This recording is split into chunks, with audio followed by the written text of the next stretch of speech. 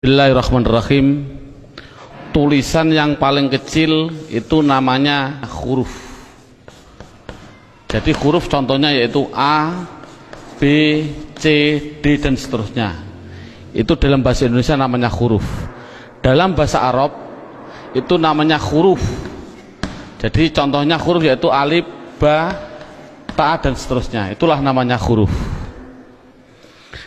Kemudian di atas huruf yang kedua itu ada yang namanya dalam bahasa Indonesia namanya kata. Jadi kata itu apa? Kata susunan dari beberapa huruf yang mempunyai arti. Contoh, ada huruf S, A, Y, A, saya jadikan satu, itulah namanya kata. Ada M, ada A, ada K, ada A, ada N, saya jadikan satu, namanya kata. Ada R, ada O, ada T, ada I, namanya roti, itu namanya kata. Dalam bahasa Arab itu namanya kalimah. Jadi kalimah yaitu contohnya ana, kumpulnya hamzah, nun, alif, itu namanya kalimah. Akulu, itu namanya kalimah. Al-khubza, itu namanya kalimah. Jadi persatu-satuannya itu namanya kalimah. Di atas kata dalam bahasa Indonesia itu ada yang namanya kalimat. Jadi kalimat itu apa? Susunan dari huruf ini dijadikan satu. Saya makan roti dijadikan satu, itu namanya kalimah. Kalimat.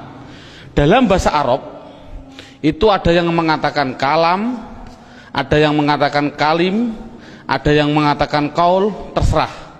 Metode ini adalah yang penting adalah menganalisa, mendeteksi tulisan Arab yang namanya kalimah. Itu pendahuluan. Sekarang dalam buku ini, metode ini ada beberapa bentuk. Yang pertama menggunakan yang namanya buku panduan, dan yang kedua harus menggunakan silabus, yaitu urut-urutan metode belajar mengajarnya seperti ini. Sekarang setelah anak sudah mengetahui bentuk tulisan, sekarang naik yang poin yang inti, yaitu dalam buku buka halaman 1 yang judulnya yaitu kalimah. Makanya tadi saya bilang yang terpenting anak bisa mendeteksi kalimah. Jadi kalimah itu ada 3. 1 kalimah isim, 2 kalimah fiil, 3 kalimah huruf.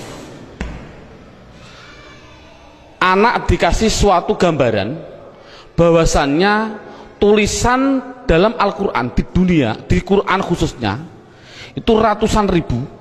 Kalau di dunia itu adalah jutaan miliar, miliaran juta. Berarti jutaan miliar itu jumlah kalimah. Contoh, saya mencontohkan. Ada tulisan Arab alhamdulillahi rabbil alamin. Ini kita deteksi, yang inilah namanya kalimah. Lillahi itu namanya kalimah, Rabbi namanya kalimah, alamin namanya kalimah. Padahal tulisan Arab apapun yang namanya kalimah pasti kalau tidak isim fi'il huruf. Jumlah kalimah miliaran triliun pasti hanya ada 3. Kalau contohnya alhamdulillah harus dijawab oleh anak kalau tidak isim fi'il huruf. Lillahi kalau tidak isim fi'il huruf. Rabbi kalau tidak isim fi'il huruf. Alamin kalau tidak isim fi'il huruf. Selamanya. Makanya tulisan Arab di dunia itu sebenarnya hanya ada 3, yaitu isim fi'il huruf. Makanya sering saya ngasih pemikiran pada anak, tulisan apapun tulisan Arab hanya ada 3. Masuk 3 kok 3 tahun. Makanya menurut metode saya, insya Allah saya mengatakan kalau hanya ada 3 berarti per satunya itu 2 jam, makanya cukup 6 jam insya Allah praktek baca kitab. Amin Allahumma amin. Ini sekarang setelah anak sudah tahu jumlah kalimat ada 3, sekarang bagaimana saya mengetahui alhamdulillah itu isim fi'il atau huruf, lillahi itu isim fi'il atau huruf. Makanya akan saya ulas satu persatunya. Bagaimana cara mendeteksi isim itu fi'il itu huruf. Buka pada bukunya halaman 2. Dalam bukunya halaman 2 dilihat judulnya cara mengetahui isim. Jadi cara mengetahui isim itu dengan 2 cara. Satu mengetahui artinya. Kalau memang artinya itu kok menunjukkan suatu kata benda atau suatu kata sifat, pasti itu dikatakan isim.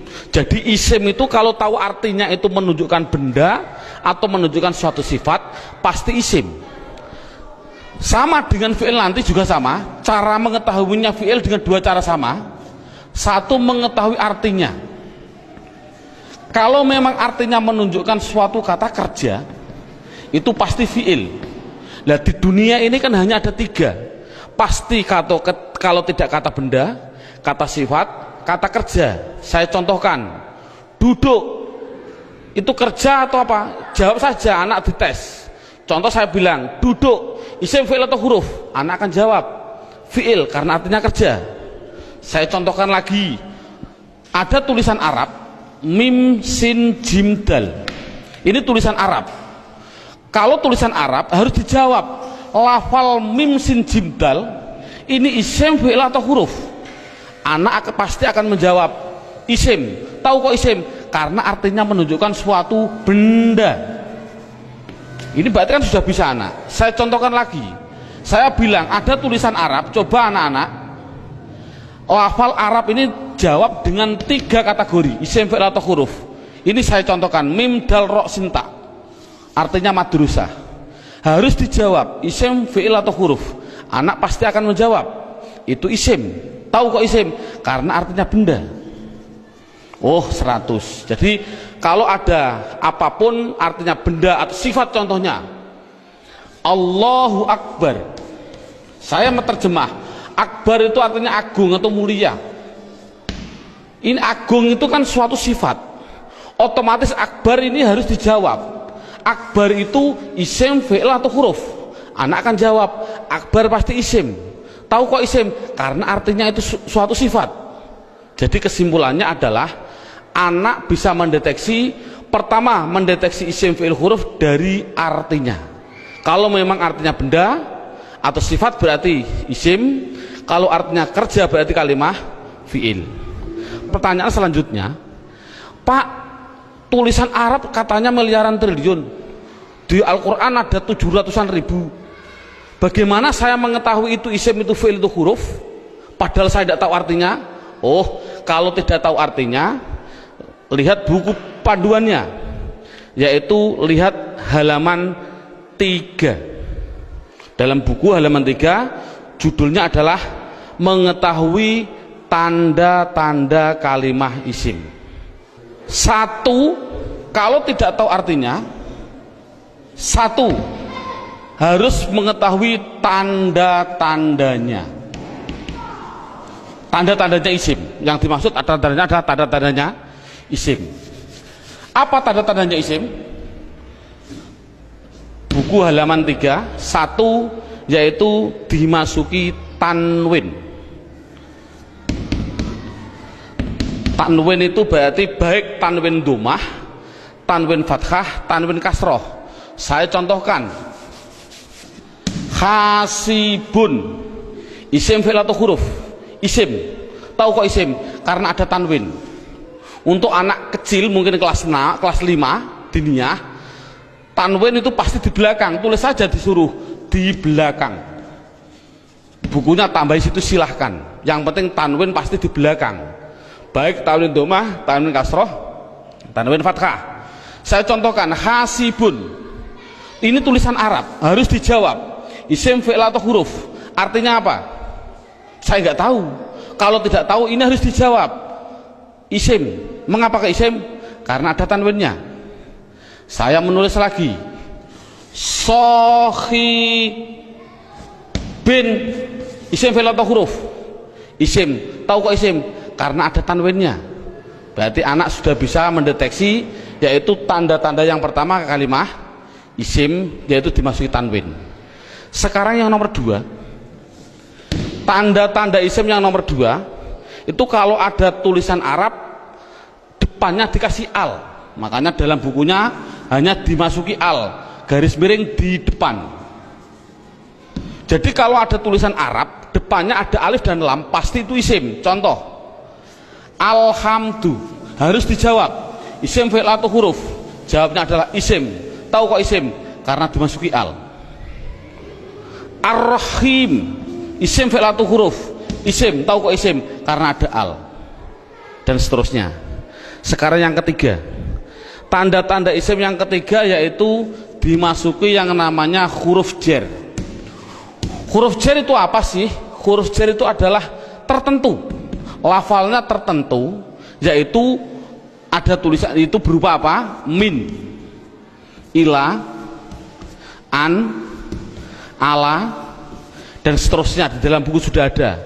Min artinya dari, ila artinya ke, an artinya dari, ala artinya di atas, dan seterusnya. Jadi kalau ada tulisan Arab dimasuki min, yang mana huruf jar itu pasti tempatnya di depan suatu kalimah, mesti itu adalah kalimah isim. Contoh, saya mencontohkan ada tulisan Arab, zahaba zaidun ila suq, zahaba zaidun ila suq. Anak saya tes satu persatu dulu. Zaidun, isim fi'il atau huruf? Isim. Tahu kok isim? Karena ada tanwinnya. Suq, isim fi'il atau huruf? Isim. Tahu kok isim? Karena dimasuki huruf jar yang namanya ila. Artinya apa saya suq? Tidak tahu, tidak penting. Ini kan tidak penting. Yang penting itu bisa mendeteksi itu pasti kalimah isim. Contohnya lagi, ada contoh yang namanya ada roja'a. Saya contohkan, roja'a kembali. Siapa yang kembali? Bakrun, siapa bakar? Kembali min dukan, min dukan. Bakrun isim fi'il atau huruf? Jawabnya isim. Tahu kok isim? Karena ada tanwin. Min dukan, dukan itu isim fi'il atau huruf? Isim. Tahu kok isim? Karena dimasuki huruf jar min. Artinya apa? Tidak penting. Jadi makanya itu adalah tanda-tanda kalimah isim. Yang ketiga, yang keempat, tanda-tanda isim yang keempat di situ saya tulis. Saya hapus dulu. Tanda-tanda isim yang keempat yaitu dimasuki namanya huruf kosam. Kosam itu artinya sumpah. Kosam artinya sumpah. Di sini huruf kosam hanya ada 3, wawu, ba, ta. Untuk anak pemula jangan dicontohkan selain lafal Allah, jangan. Untuk pemula jangan. Contoh, wal asri. Asri ini adalah isim. Tahu kok isim? Karena ada wawu kosam. Tidak perlu sebenarnya. Yang penting itu adalah wawu kosam nanti. Contohkan saja wallahi. Berarti Allah itu isim karena apa? Dimasuki wawu ini. Itu aja masih bingung untuk anak didik. Jadi kesimpulannya kosam tidak begitu penting. Yang penting yang terakhir ini. Tanda-tanda isim yang terakhir yang kelima yaitu dimasuki yang namanya mamimu. Contohkan, ini contoh mamimu di sini dalam buku panduan. Di situ lihat halaman 65. Halaman 65 dalam bukunya dibuka. Contohnya halaman 65 yaitu fa'ala yaf'ulu fa'lan wa maf'alan fahuwa fa'ilun wa dzaka maf'ulun. Saya ambil yang penting-penting saja. Uf'ul la taf'ul,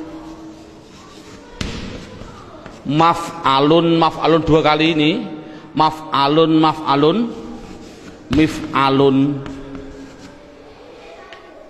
Cara menerangkan pada anak bahwasannya fa'ala yaf'ulu fa'lan ini adalah dalam bahasa pramuka namanya kata sandi.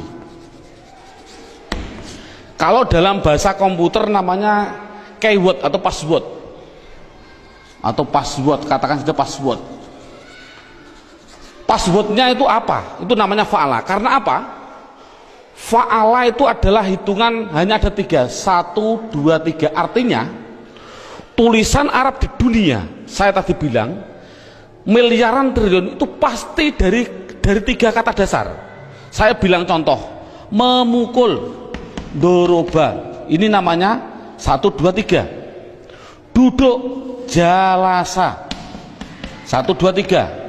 Menolong, nasoro, 1, 2, 3. Inilah jadi tulisan Arab itu pasti 3. Contoh fa'ala, berarti saya contohkan di atas. Makanya anak, kalau insya Allah kalau anak desa biasanya sudah bisa. Ini namanya fa fi'il, ini namanya fi'il. Sebagai kata sandi namanya fi'il. Namanya fa fi'il, ain fi'il, lam fi'il. Jadi dot itu bertepatan dengan fa, namanya fa fi'il. Ro bertepatan dengan ain, namanya ain fi'il. Ba bertepatan dengan lam, namanya lam fi'il. Jadi pasti tulisan Arab miliaran triliun itu pasti dari 3 kata dasar. Itu pasti. Jadi kalau dilihat nanti dalam tulisan Arab, yang dimaksud mamimu adalah ada tulisan Arab, depannya ada mim, baik dibaca mi kasroh mi, atau dibaca mim dibaca fathah ma, atau ada tulisan Arab dibaca mu muslim. Kalau ada tulisan Arab depannya kok dikasih mim dan jumlahnya pasti 4, berarti karena 3 yang asli, mim lam sin asli, mim tambahan, lam fa lam ain fa asli, mim tambahan. Jadi kalau ada tulisan Arab depannya ada mim, baik dibaca ma atau mi atau mu, pasti itu kalimat isim. Contoh, muslim, isim fi'il atau huruf? Jawabnya adalah isim. Tahu kok isim? Karena dimasuki mu. Saya menulis. Masjid, isim fi'il atau huruf? Isim. Tahu kok isim? Karena dimasuki ma.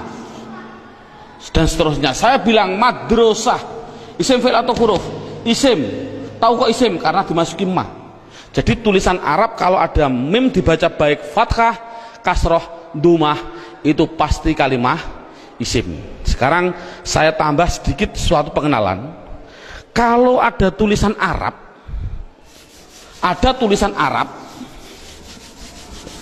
depannya saya kasih mi, contohnya mi dalam halaman 65, itu pasti menunjukkan suatu alat, pasti. Contoh saya contohkan, rowaha sama dengan fa'ala. Rowaha artinya angin. Coba kalau kasih mi bunyinya apa? Samakan dengan ini, berarti mati hidup, hidup. Rowaha kasih mi bunyinya mirwahun. Jadi mirwahun artinya adalah, karena ada mi artinya adalah alat angin. Apa alat angin? Kipas angin. Jadi kipas angin itu bahasa Arabnya adalah mirwah. Saya menuliskan lagi, kalau ada tulisan Arab di belakangnya ada tak seperti ini, tak, pasti itu hanya tambahan, tidak akan asli, pasti tambahan. Contoh, satoro, saya nulis artinya pinggir. Coba kalau kasih mi bunyinya apa?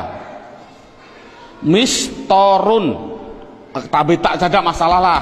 Mistorotun. Apa mistorotun? Penggaris salah. Yang betul adalah alat pinggir, yaitu penggaris sama. Jadi kan sama tujuannya, semuanya. Kalau ada tulisan Arab depannya dikasih ma, ada arti 2, yaitu mengartikan 2. Namanya menunjukkan suatu tempat atau suatu waktu, menunjukkan waktu. Tinggal pilih kondisional. Untuk guru tolong hanya sebutkan saja pasti maf'a, karena nanti dalam pendalaman ada yang namanya maf'i ada, tapi tidak perlu dicontohkan pada murid. Yang penting adalah maf'a. Kalau ada lafal maf'a pasti tinggal pilih menunjukkan tempat atau waktu. Contoh, Darosa belajar. Coba kalau kasih ma bunyinya apa? Madrosun. Kasih tak aja lah, tidak masalah lah. Apa namanya? Madrosatun. Darosa belajar. Kalau madrosatun artinya apa? Sekolahan, jangan sekolahan. Artinya itu tempat belajar, yaitu sekolahan, sama. Semuanya seperti itu semua. Kataba menulis. Coba kalau kasih ma bunyinya apa? Maktabun. Apa maktabun? Maktabun artinya tempat menulis. Apa? Meja tulis. Jadi meja tulis bahasa Arabnya maktab dan lain sebagainya. Ada yang mengatakan tempat nulis itu adalah kantor, boleh. Jadi maktabun kantor, boleh, karena memang kantor itu untuk tempat menulis juga, dan seterusnya. Setelah itu yang penting anak bisa mendeteksi kalimat isim. Ini alhamdulillah cukup sampai ini. Minimal anak bisa mendeteksi media harokat pasti isim. Karena apa? Kita semua bisa melihat yang namanya isim di media harokat itu pasti ada tanda-tandanya itu semua, kecuali satu yang namanya mudhof. Ini murid tidak perlu diterangkan, ini khusus spesial guru, karena semua media harokat bisa dideteksi itu isim. Saya bisa mendeteksi kecuali satu, apa yang namanya mudhof. Berarti mudhof, apa mudhof itu nanti tidak perlu kita terangkan pada anak. Ini yang pertama. Sekarang alhamdulillah beberapa menit sudah bisa anak bisa mendeteksi tulisan Arab yang namanya isim. Sekarang kita mendeteksi yang kedua yang namanya kalimah fi'il. Kita mendeteksi yang kedua namanya kalimah fi'il. Tadi saya bilang kalimah ada 3 isim fi'il huruf. Isim mengetahui artinya, kalau benda sifat menunjukkan benda atau sifat berarti isim. Kalau tidak tahu artinya, mengetahui tanda-tandanya. Sama dengan fi'il. Kalau mengetahui artinya, itu artinya menunjukkan suatu kerja, berarti kalimah fi'il. Tadi sudah saya terangkan. Kalau tidak tahu semuanya Pak, oh sama dengan isim, yaitu mengetahui tanda-tandanya. Lihat buku panduannya, yaitu halaman 10. Buku panduan halaman 10.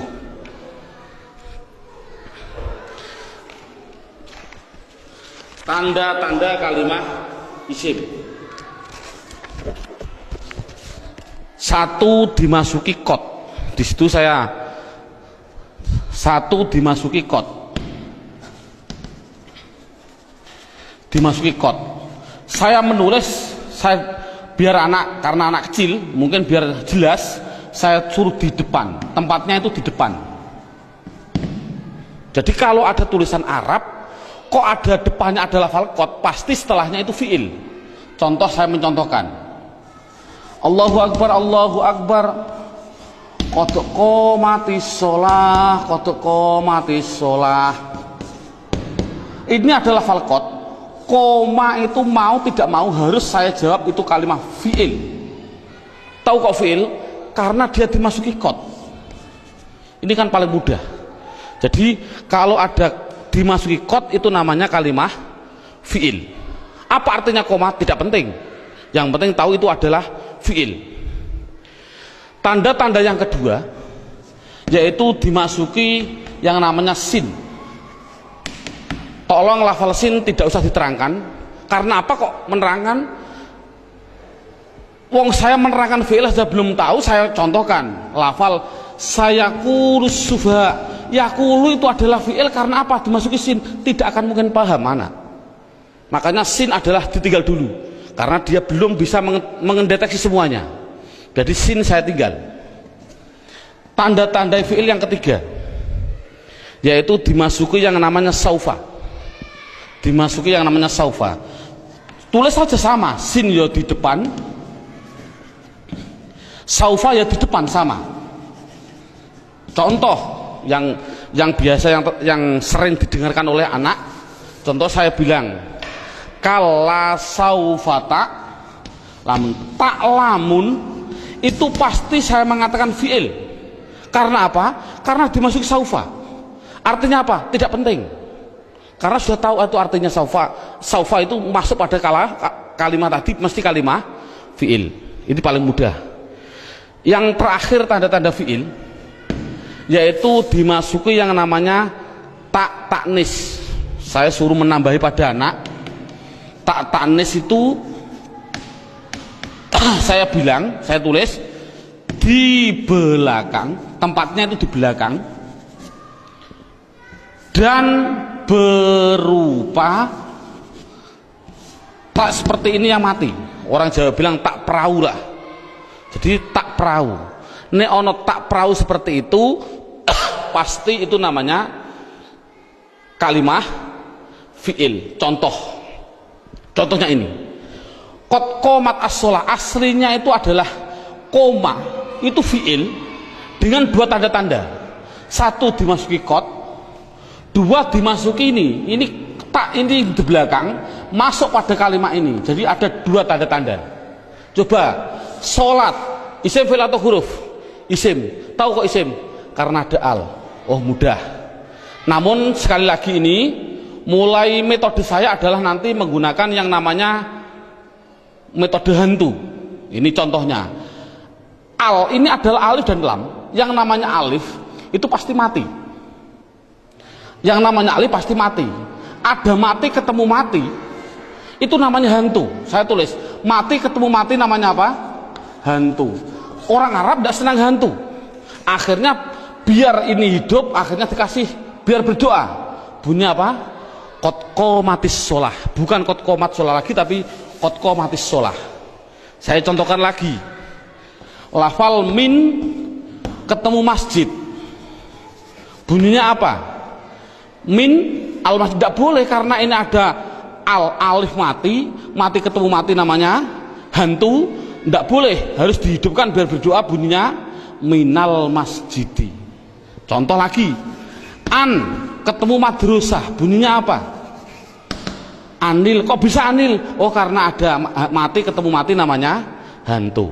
Ini sekali lagi orang Arab itu tidak senang atas hantu.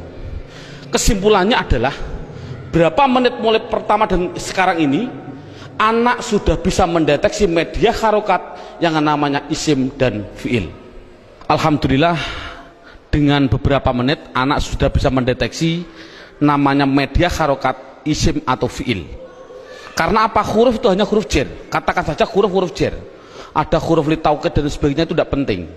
Berarti kalau huruf jar itu tertentu tadi hanya min ila ada berapa 9. Selain itu tulisan Arab pasti hanya isim dan fiil. Anak sudah bisa mendeteksi kecuali tadi mudhof. Alhamdulillah. Sekarang kita naik poin yang keempat. Poin yang keempat yaitu lihat buku halaman pertama. Dalam halaman pertama terlihat kalimah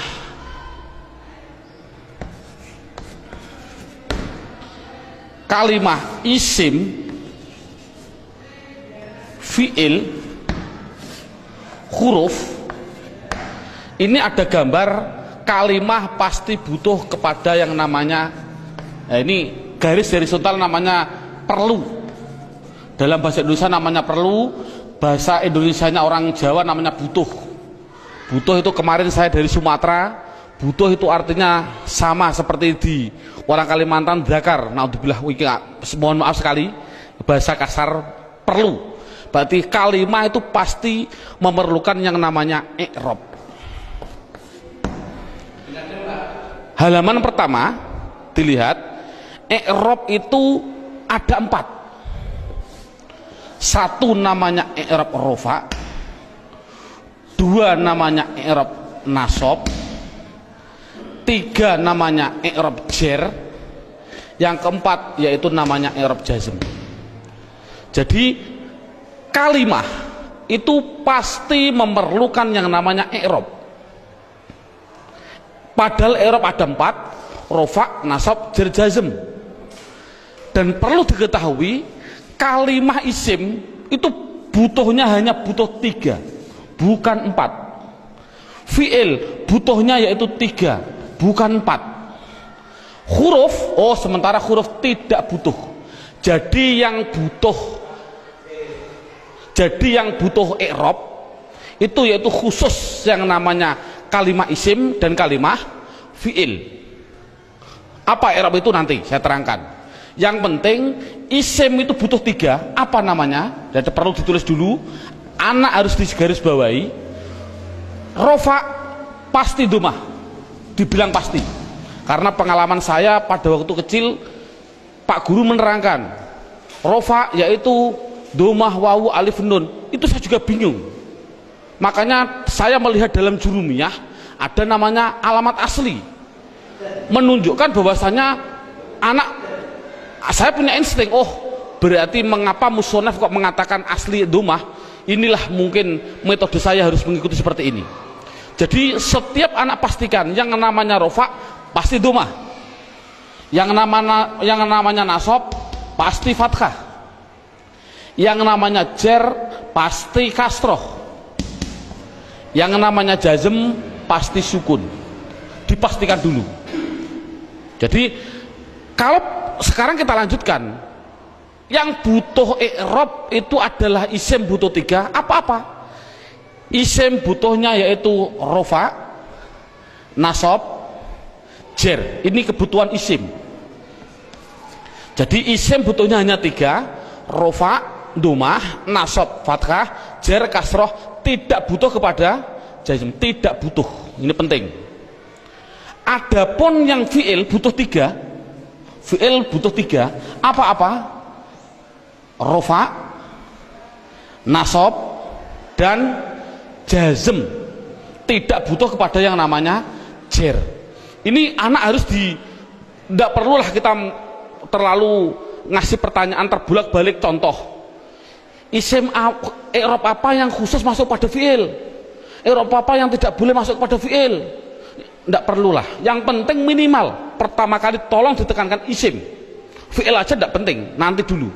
Yang penting kalau bilang isim pasti punya namanya rofa domah, nasab fathah, jer kasroh. Itu isim dulu, matangkan isim. Fi'il tidak perlu ditanya dulu. Jadi sekarang pertanyaannya, apa sih yang dinamakan rofa domah? Rofa itu adalah i'rab. I'rab itu apa? I'rab adalah perubahan pada akhir kalimat atau kata, akhir kata atau kalimah dalam bahasa Arabnya tadi. Jadi kalau ada tulisan Arab, perubahan belakang itulah namanya i'rab. Contoh saya bilang, ada tulisan Arab min sim jim dal, belakangnya itu, kalau ini kan kata benda, ini kan orang tahu kata benda. Kalau benda berarti kalimah isim. Kalau isim harus dijawab, pasti butuh perubahan belakang. Kalau dia rofa ya pasti dun. Apa rofa itu nanti? Pasti dun. Kalau dia nasab berarti pasti dan. Kalau dia jer berarti din. Makanya saya tadi bilang, yang namanya i'rab, khususnya ini, i'rab itu sama dengan nahwu. Contohnya lafal ini, dun dan din. Inilah belakang, ini namanya nahwu. Adapun depan ada tulisan mim sim jim dal, bacanya apa? Masjid. Mengapa kok dibaca masjid? Mbok dibaca misjid saja. Inilah perubahan depan, itu namanya sorof. Jadi nahwu sama sorof itu harus gandeng. Mengapa terjadi sekarang ini guru nahwu, guru sorof sudah berlainan, itu sudah jauh, akan bertemu juga sulit. Karena satu kalimat membutuhkan 2 hal, yang namanya nahwu dan sorof. Jadi perubahan depan itu namanya sorof, perubahan belakang adalah nahwu. Jadi kesimpulannya lagi, ada kesimpulan ini, tolong nanti anak-anak harus dipahami. Yang namanya isim, yang namanya, saya ini kesimpulan, isim pasti butuh 2 hal belakangnya. Kalau ada al, kalau tidak ada al ya ditanwin. Itu prinsip. Jadi kalau ada tulisan Arab kok dia menunjukkan suatu isim, itu harus kasih tanwin kalau tidak ada alnya. Kalau ada alnya jangan ditanwin. Contoh, masjid ini kan tidak ada alnya, makanya saya balang dun dan din. Coba kalau saya kasih al, al masjid, coba rofaknya bunyinya bagaimana? Al masjid, jangan ditanwin karena ada al. Nasabnya bunyinya bagaimana? Al masjidah. Jernya bunyinya bagaimana? Al masjidi. Ini contoh. Dalam buku panduan saya, anak harus dites dengan contoh dua, yaitu dengan lafal basmalah dan takbir. Saya contohkan. Kita kasih contoh yang biasa dibaca oleh anak.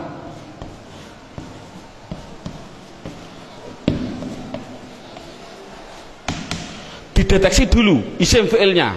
Coba rohim, lafal belakang ini isim fi'il atau huruf? Isim, tahu kok isim? Ada al. Rohman, isim fi'il atau huruf? Isim, tahu kok isim? Ada al. Allah, isim fi'il atau huruf? Isim, tahu kok isim? Ada al. Silahkan. Ini ada khilafiyah ulama. Ada yang mengatakan jangan bilang al. Ini adalah ismudzat, tidak boleh dirubah-rubah. Tapi ada ulama yang mengatakan memang al. Dari lafal aliha dikasih al, jadinya alifnya dikasih panjang. Allah.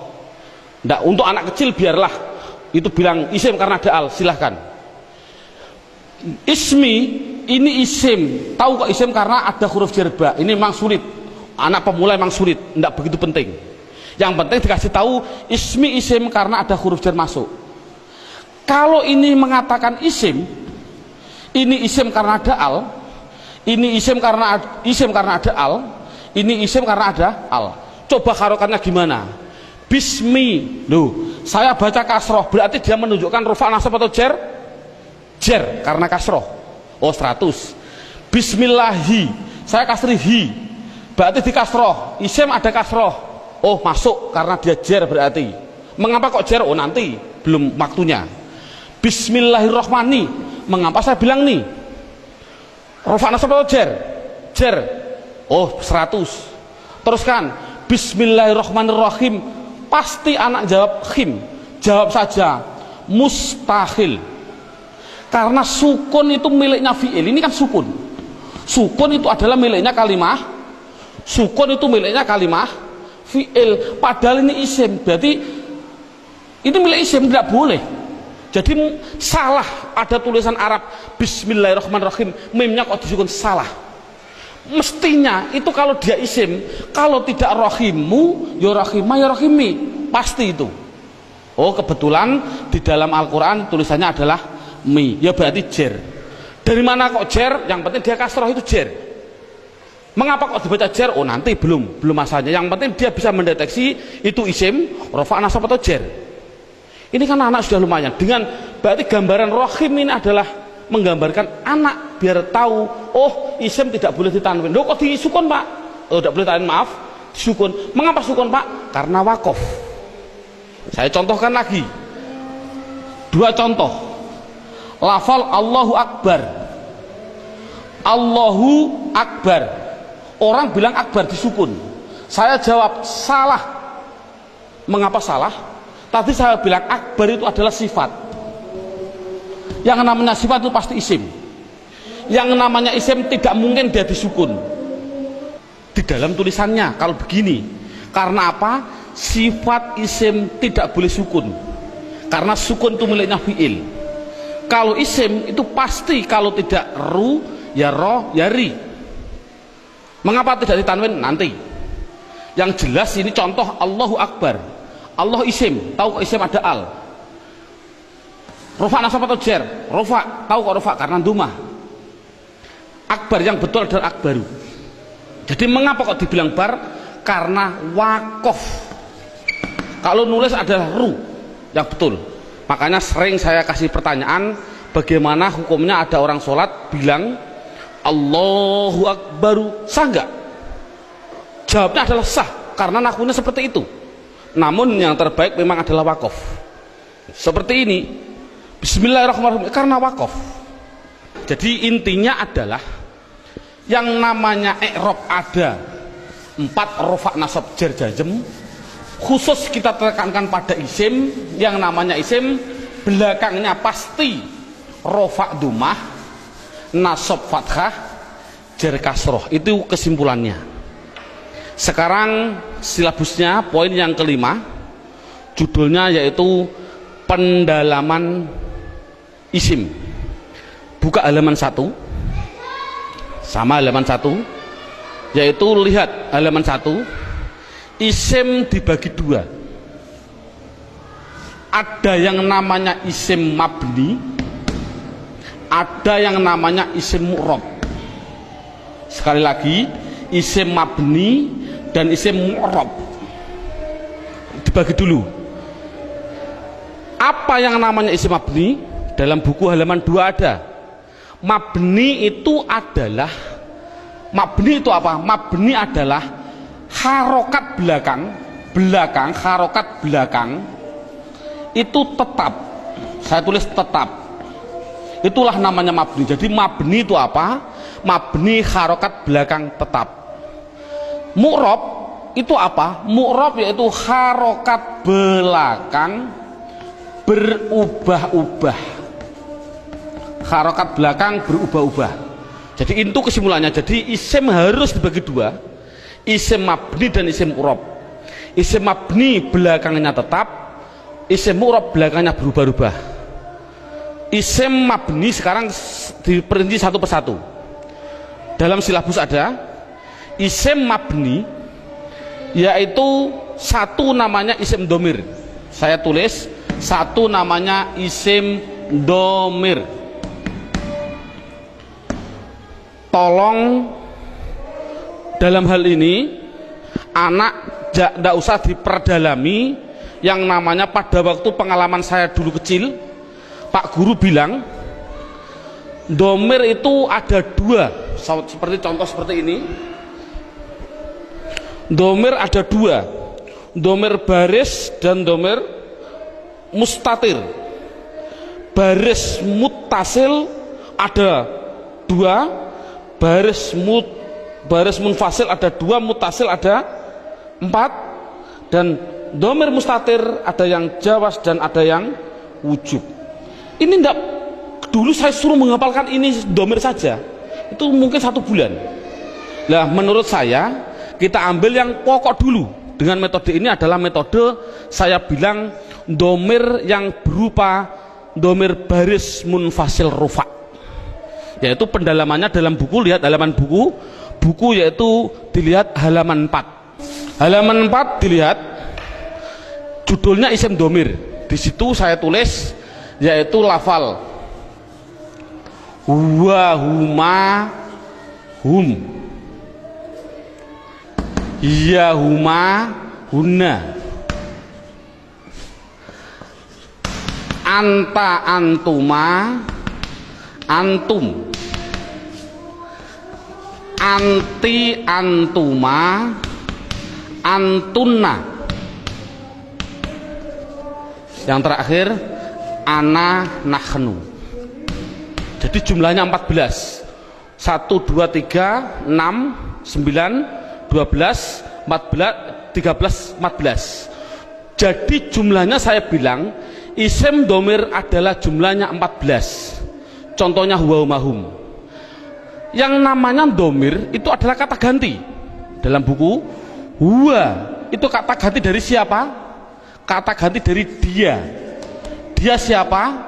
Dia laki-laki 1. Ini yang namanya goib. Jadi kesimpulannya huma kata ganti dari siapa? Dia laki-laki 2 yang goib. Hum kata ganti dari apa? Mereka atau mereka. Siapa mereka? Laki-laki 3 ke atas yang goib. Jadi kesimpulannya ini adalah namanya laki-laki. Ini berarti 1, 2, 3 ke atas ini perempuan. Tapi ini adalah semuanya adalah goib. Sekali lagi, ini adalah goib. Berarti dia perempuan 1 goibah atau goib, goibah. Huma 2 perempuan goibah. Huna 3 ke atas perempuan goibah. Jadi inti kesimpulannya adalah 3 ini laki-laki, 3 ini perempuan yang semuanya adalah katakan goib. Anta Kata ganti siapa? Dari kamu. Kamu siapa? Kamu laki-laki satu yang hadir. Saya simpulkan, intinya ini adalah laki-laki yang anti antuma antuna, saya simpulkan perempuan, namun dua-duanya ini namanya hadir. Namanya hadir. Ana artinya saya, nahnu artinya kita. Penjelasannya, mengapa domir dikatakan mabni? Ini anak dijelaskan dengan dua pendekatan. Contoh lafal huwa. Huwa itu kata ganti siapa? Dari dia. Dia satu, orang laki-laki satu, orang Inggris. Kata gantinya juga dia, tetap inilah akhirnya wa, selamanya akhirnya dibaca wa. Makanya dikatakan mabni adalah belakangnya tetap, yaitu tetap dibaca fathah. Dia orang Amerika, ya sama tetap wa. Orang Indonesia, ya tetap wa. Jangan mentang-mentang orang Indonesianya orang pendek-pendek terus dibilang wi. Kalau orang Arab orangnya tinggi-tinggi wu, ndak boleh. Kesimpulannya adalah selamanya pasti akhirnya tetap berupa yang namanya wa. Itu pendekatan secara logika. Pendekatan secara nahwiyah walaupun salah, karena walaupun salah, contoh huwa dia dibaca rofa ya tetap huwa. Dia karena isim kan dibaca nasab ya tetap huwa. Dibaca jar ya tetap huwa. Sekali lagi untuk seorang guru, cara menerangkan seperti ini walaupun salah, kan tidak mungkin huwa itu adalah domir rofa, kok bisa nasab. Itu contoh seorang guru, ini penting untuk seorang guru. Ngomong ini permasalahannya, pengalaman saya keliling, pertanyaan saya itu rata-rata di dalam hal gaib dan hadir. Saya bilang, apa sih artinya gaib dan apa sih artinya hadir? Rata-rata orang mikir gaib adalah tidak ada orangnya, hadir adalah ada orangnya, padahal salah. Pengertian gaib adalah tidak diajak bicara walaupun ada di sampingnya. Samping saya ada namanya Zaid. Ada orang tanya, Pak Zaid mau ke Semarang kok, bilang pada saya, padahal di samping saya ada Zaid. Ini namanya hadir atau gaib? Gaib, karena orangnya bicara sama saya, bukan pada Zaid. Jadi kata gantinya pada Zaid adalah wa. Ini menunjukkan artinya gaib, yaitu jangan diartikan tidak ada orangnya, diartikan apa? Tidak diajak bicara. Kalau hadir ya berarti diajak bicara. Itu kesimpulannya adalah mabni harokat belakangnya tetap selamanya. Contoh mereka selamanya mesti hum, disukun selamanya. Jadi saya tulis di situ pertama isim domir mabni jumlahnya adalah 14. Buka seterusnya bukunya halaman 5. Yang kedua, mabni yang kedua yaitu yang namanya di situ saya tulis isim isyarah. Isim isyarah tidak perlu kita terlalu banyak mencontohkan. Isim isyarah itu kita contohkan hanya yang mudah-mudah saja. Contoh isim isyarah ada 3. Ada yang namanya qorib, ada yang namanya wasit, ada yang namanya ba'id. Qorib artinya dekat, wasit artinya sedang, ba'id artinya jauh. Contoh orang bilang isyarat menunjukkan, qorib iki, orang Jawa bilang iki, kalau sedang iku, kalau jauh kai, itu orang Jawa bilang. Tapi kalau orang Sunda iya, eta, itu ya salah, itu milik orang Indonesia, bukan orang Sunda sebenarnya. Tapi orang Sunda tidak punya jauh, sama dengan kita. Ini ndak, masalahnya adalah contoh korib. Kalau laki-laki hadza, kalau perempuan hadhihi, dengan dua contoh saja ini. Contoh lafal hadza. Siapa ini? Selamanya dibaca dza, akhirnya dza. Walaupun yang ditanyakan seorang kiai, seorang gubernur, seorang presiden, tetap siapa ini? Man hadza, selamanya dibaca dza belakangnya. Jangan berupa dzi atau du. Makanya itulah namanya mabni. Saya tidak usah menerangkan wasif, bait sudah ada. Yang jelas contohnya yaitu dalam buku panduannya sudah saya tunjukkan, yaitu isim isyarah ada 3, hadza hadhihi. Kalau sedang yaitu lafal daka dan dalika, daka dan dalika, daka dan tilka. Saya contohkan daka dan tilka. Kalau jauh saya contohkan hanya 2, dalika dan ulaika. Jadi jumlahnya yaitu ada berapa? Dalika, ulaika. Jumlahnya berapa? 1, 2, 3, 4, 5, 6. Saya katakan isim isyarah jumlahnya adalah hanya 6. Walaupun nanti pendalamannya banyak. Seorang guru tolong hanya seperti itu dulu. Terusnya mabni yang ketiga yaitu yang namanya isim mausul. Buka dalam bukunya halaman yang ke isim mausul, kata sambung. Datanglah Zaid, yang mana ja'a Zaidun alladzi. Ini isim mausul itu hanya tertentu, lafalnya tertentu. Sudah dalam bukunya ada, yaitu lafal alladzi, alladzina, alladzi, alladani, alladzina. Contoh saya tidak usah nulis. Mohon dilihat contoh ini, isim mausul tertentu.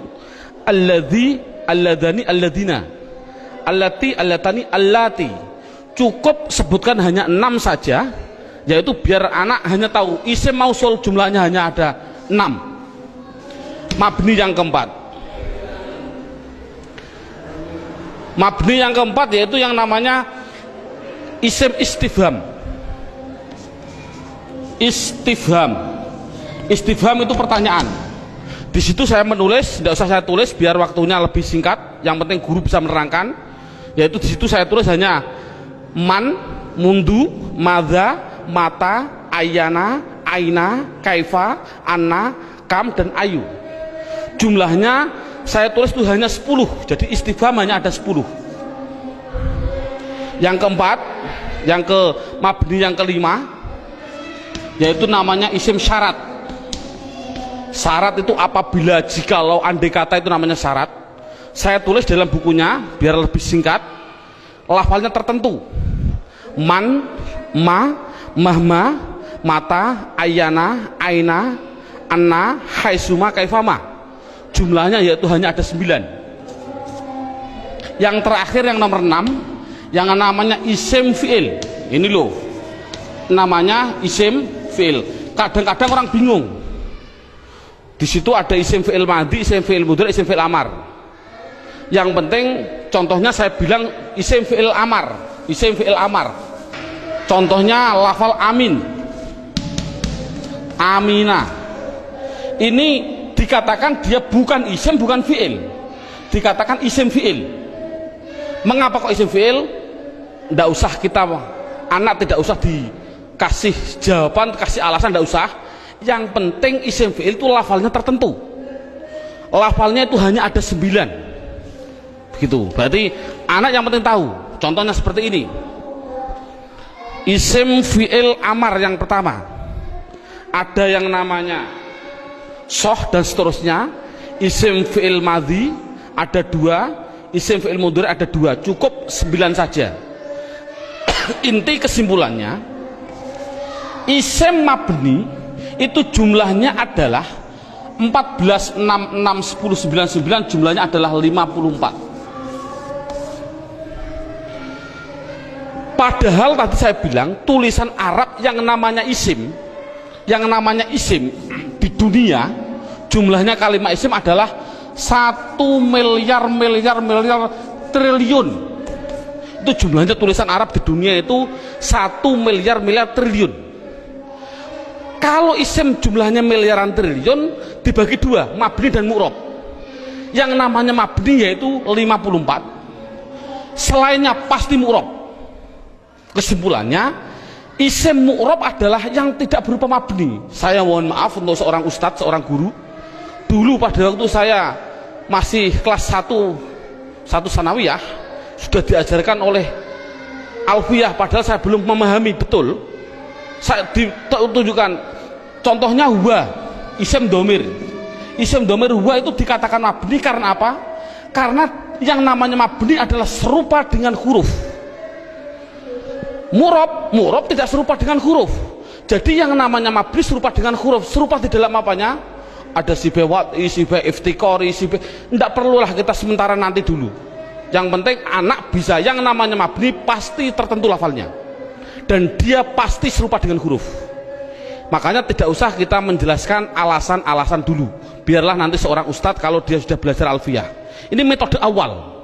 Jadi saya simulkan, kalau tulisan Arab yang namanya isim jumlahnya 1 miliar triliun, mabni 54, berapa jumlah mu'rob? Jumlah mu'rob ya miliaran triliun dikurangi 54. Kalau kita nulis persen, ya mungkin 0,000 nafas hampir habis baru 1%. Jadi anak mudah. Isim domir ada 14, isim isyarah ada 6. Contoh, alhamdu, isim fi'il atau huruf? Isim. Tahu kok isim? Ada al. Kalau tahu isim harus dijawab, dia masuk kategori mabni atau mu'rob, harus dijawab. Jawabnya apa? Anak dibilang ini pasti mu'rob. Karena apa kok mu'rob? Karena lafal alhamdu tidak ada pada mabni yang jumlahnya 54. Itu kan paling mudah. Berarti semua tulisan Arab kalau tidak ada di 54 ya pasti mu'rob. Berarti mu'rob miliaran triliun. Jadi anak, makanya anak suruh menghafalkanlah. Arti tidak perlu nanti dulu. Yang penting anak bisa mendeteksi. Itu adalah mabni, jumlahnya 54, apa-apa, wa umahum dan seterusnya. Isim isyarah tak dihafal, isim mausul hafal, selain itu pasti mu'rob. Contoh lagi, alhamdulillahi rabbil alamin. Isim fi'il atau huruf? Isim. Tahu kok isim? Ada al. Kalau isim, jawab mabni atau mu'rob? Itu pasti, pertanyaan itu harus jawabnya adalah mu'rob. Tahu kok mu'rob? Karena tidak ada di mabni, gitu saja, paling simpel. Mengapa kok mu'rob? Karena tidak ada di mabni. Insya Allah anak akan bisa. Berarti bisa mendeteksi media harokat itu isim, mabni atau mu'rob, semuanya. Mulai dari bismillah, mu'rob karena tidak ada di mabni. Bismillahi Allah, mu'rob karena tidak ada di mabni. Bismillahirrahman, Rahman mesti mu'rob karena tidak ada di mabni. Rohim, mu'rob karena tidak ada. Mudah. Jadi anak sudah bisa mendeteksi itu mabni dan itu mu'rob. Sekarang pendalaman yang terakhir, pendalaman isim yang terakhir, yaitu di dalam hal mu'rob. Dalam buku panduannya lihat halaman 8. Lihat halaman 8. Halaman 8 sudah tertulis, saya tulis di situ. Halaman 8. Halaman 8 sama halaman 1 sama. Sekali lagi, halaman 8 dan halaman 1 adalah sama. Yang namanya mu'rob itu tadi kan ada 6 jumlah total 54. Sekarang enggak, yang namanya mu'rob 1 ada yang namanya mufrad, 2 ada yang namanya tasniyah, yang ketiga ada yang namanya jamak mudzakkar salim, yang keempat ada yang namanya jamak muannas salim, yang kelima, lah ini saya batasi cukup mu'rob, yang penting anak bisa 4, mufrad, tasniyah, jamak mudzakkar salim, jamak muannas salim. Yang kelima sampai yang ke-9 tidak penting. Sekali lagi, metode ini adalah tidak penting. Karena apa? Karena mu'rob yang 4 ini itu sudah mendominasi dalam tulisan Arab 80% dari tulisan Arab itu pasti terjadi dari 4. Makanya anak harus ditekankan di dalam 4 tadi.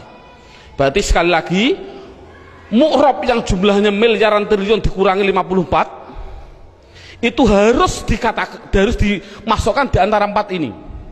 Berarti di antara 4 ini mufrad, tasniyah, jamak mudzakkar salim, jamak muannats salim. Sekarang anak diterangkan apa sih yang namanya isim mufrad. Lihat ini, mufrad itu bahasa Arab. Artinya apa mufrad? Artinya satu. Baik dia seorang laki-laki atau perempuan, pokoknya satu, itu nama bahasa Arabnya mufrad.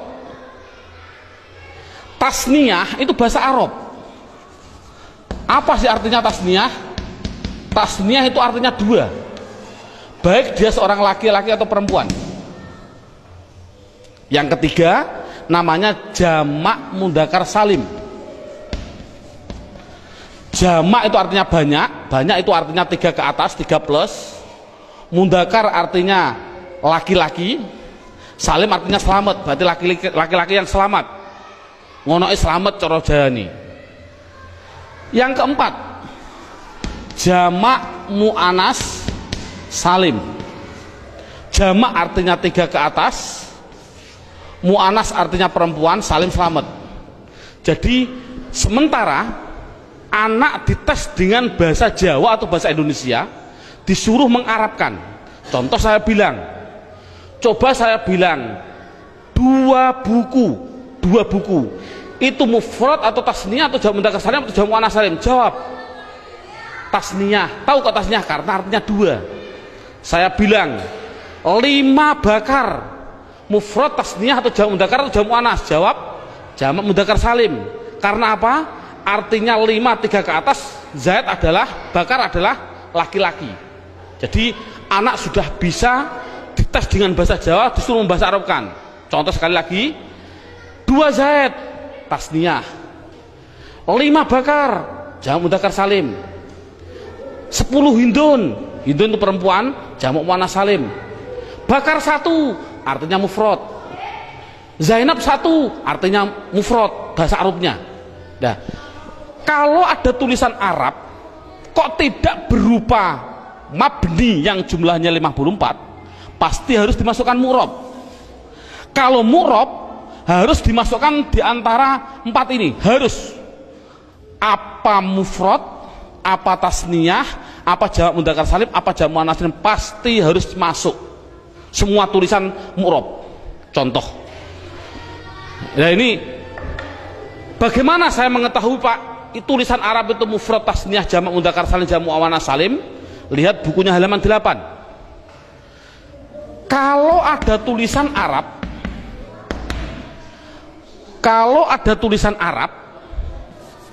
belakangnya kok ada alif nun atau ya nun, nunnya dibaca kasroh ni, sebelum ya dibaca fathah, sebelum alif dibaca fathah, bunyinya ani atau aini, mesti artinya 2. Kalau ada tulisan Arab belakangnya kok berupa wawun nun atau ya nun, nunnya tapi dibaca na, baca fathah na, sebelum ya dibaca kasroh, sebelum wawu dibaca dhammah. Kalau orang Jawa bilang una, ini berarti mati nih, atau ina tadi aini, mesti artinya 3 ke atas laki-laki. Kalau ada tulisan Arab belakangnya berupa alif dan tak, taknya tak perahu, sebelum alif dibaca fathah, taknya hanya 2, kalau tidak ton ya tin, itu pasti dikatakan jamak muannats salim. Kalau ada tulisan Arab belakangnya tidak ada tambahan ani, aini, una, ina, atun, atin, mesti itu isim mufrad. Jadi isim mufrad itu apa? Yaitu kalau tulisan Arab tidak ada belakangnya tidak ada tambahan. Saya contohkan, alhamdu, isim fi'il atau huruf? Isim. Tahu kok isim? Karena ada al. Pertanyaan selanjutnya, mabni atau mu'rab? Mu'rab. Tahu kok mu'rab? Karena tidak ada di mabni. Kalau mu'rob harus dimasukkan di antara empat ini, wajib. Empat ini harus dimasukkan. Berupa apa? Mufrad. Tahu kok mufrad? Karena belakangnya tidak ada tanda-tandanya. Ani, aini. Ini kan dal. Dal ini kan tidak ada tambahannya. Oh, jadi alhamdu adalah isim mufrad. Contoh lagi. Bismillah, alhamdulillahirabbil alamin. Alamin. Pertanyaan, isim fi'il atau huruf? Isim. Tahu kok isim? Ada al. Mabni atau mu'rob? Mu'rob. Tahu kok mu'rob? Karena tidak ada di mabni. Kalau masuk mu'rob, masukkan di antara empat ini. Bunyinya apa? Jamak mudzakkar salim. Tahu kok jamak mudzakkar salim? Karena belakangnya ada inang, ya nun, sebelumnya dibaca kasroh. Cocok gak dengan ini? Ina. Jadi tulisan Arab mesti gitu semua. Kalau mu'rob pasti harus masuk kategori di antara empat tadi.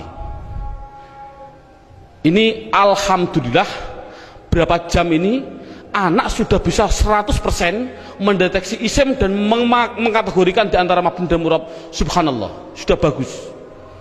Ini untuk apa isim tadi? Oh, nanti. Itu adalah setelah 3 jam. Kita istirahat dulu.